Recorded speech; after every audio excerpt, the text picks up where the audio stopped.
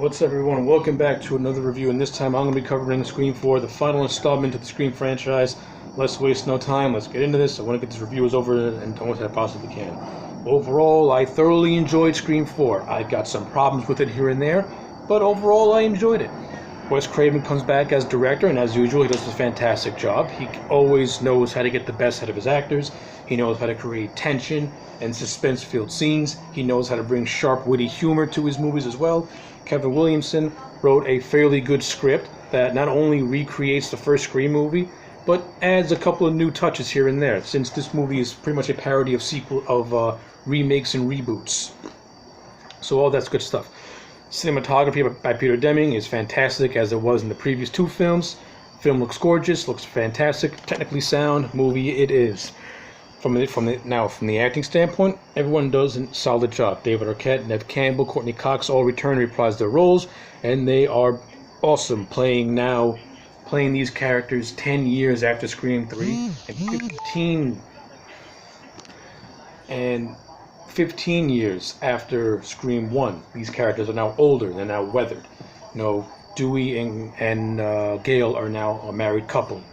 Dewey's now the sheriff of Woodsboro, while Gail pretty much is no longer a reporter. She's now a small-town wife with a small-town husband living in a small town, and she's on the verge of trying to reinvent herself.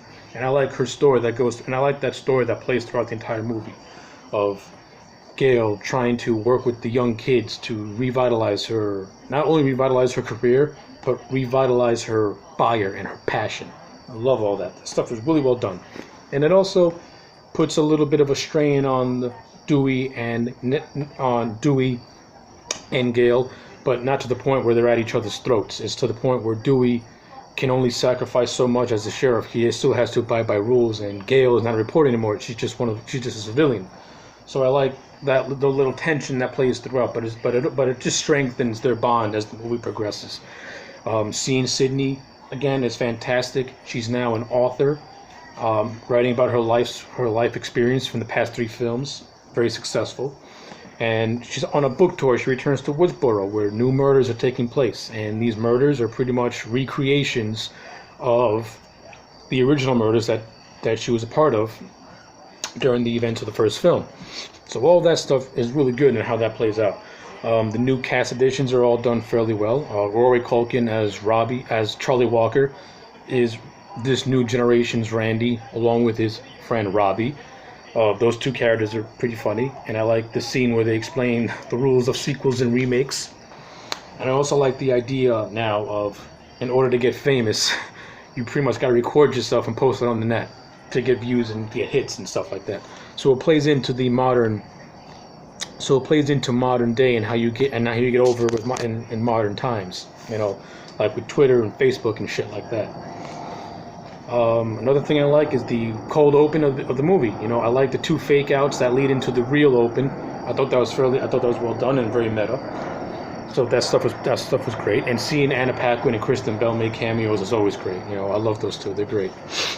The character of Jill Roberts, played by Emma Roberts, at first, the movie builds her up as the potential new Sydney, but as the movie draws to an end, we find out she's one of the Ghostface killers, along with Charlie, and their whole thing is to be Sydney and Randy, the 2 survivors. Instead, Jill wants all the fame. She wants to be Sydney by being she wants to be the new Sydney, and to be the new Sydney, you got to kill the old Sydney, and you got to be the sole survivor. So she pretty much has delusions of grandeur, and is just self-obsessed, and just has a hatred towards Sydney, because in her mind's eye, Sydney was the one that got all the attention, got all the fame, while poor old Jill got nothing. So I like that jealousy that Jill has, and I like the whole concept that the movie was trying to present. And if this movie was able to get 2 sequels to expand upon an idea, it would have been golden. But instead, it just plays out as an interesting concept that eventually went nowhere, which is a damn shame. And it is what it is, I guess. Some of the kill scenes are really, really fun, actually. Really, really cool, actually. Like I said, I like the opening prologue. I like the death of one of the friends. They're watching Shaun of the Dead, and while that's happening, they're seeing one of their friends get brutally just butchered And when Sydney goes to that room, it's just covered in blood. It's all gruesome, and she just painful.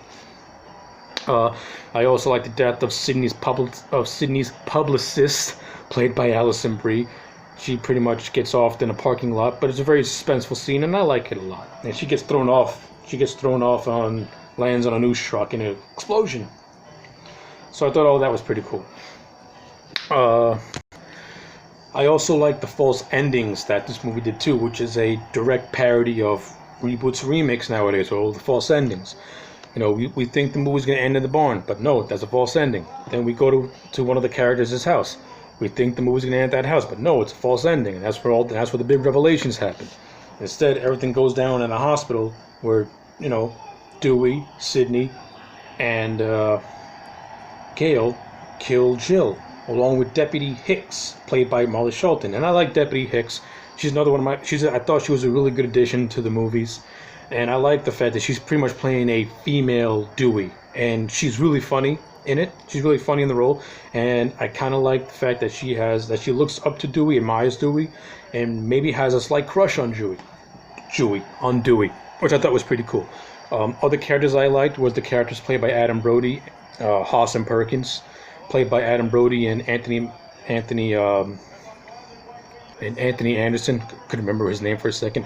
I thought those two were really funny, and I like the whole parody of them being buddy cop. And I love Perkins's death, not only because his name is referenced to Anthony Perkins, get it, Anthony Anderson, Anthony Perkins, bada bing.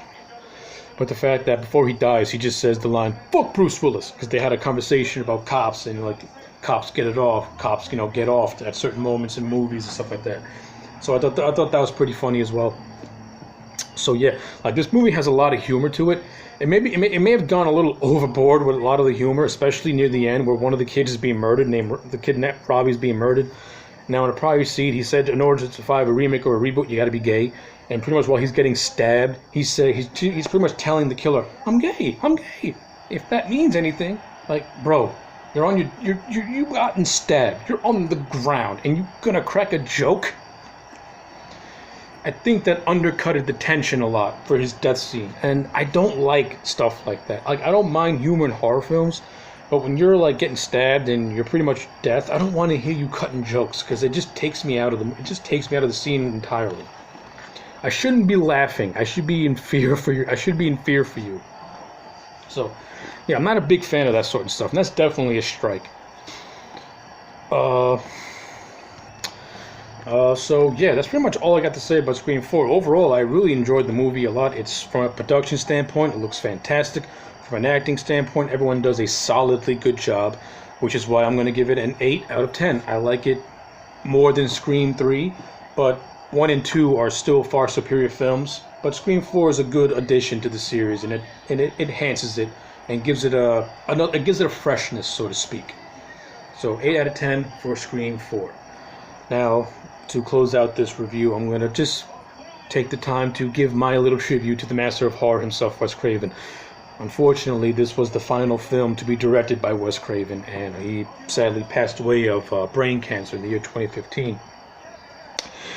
And it was a big loss to horror fans and just the movie world in general. Wes Craven, immensely talented man, phenomenal writer, fantastic director, one of my all-time favorites in the genre.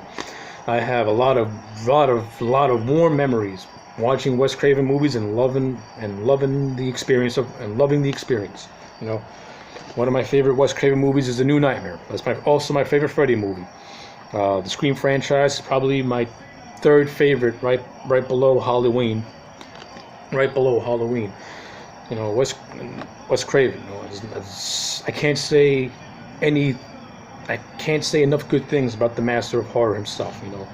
I tell this to a friend of mine all the time that the only man that can come close to eclipsing John Carpenter as a horror director and filmmaker is Wes Craven, and I will stand by that to the day I die. Wes Craven, sir, thank you for all the memories of horror. Thank you for all the quality content you put out, whether it was good, whether it was bad.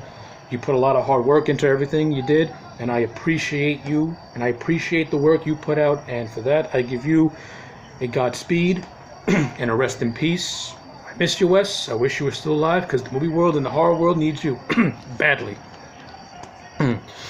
Anyway, comment what you think about Scream 4, and comment what your favorite Wes Craven movie is. Comment what Wes Craven meant to you as a fan. Like this video and subscribe to the channel, and I'll check you back next time for more.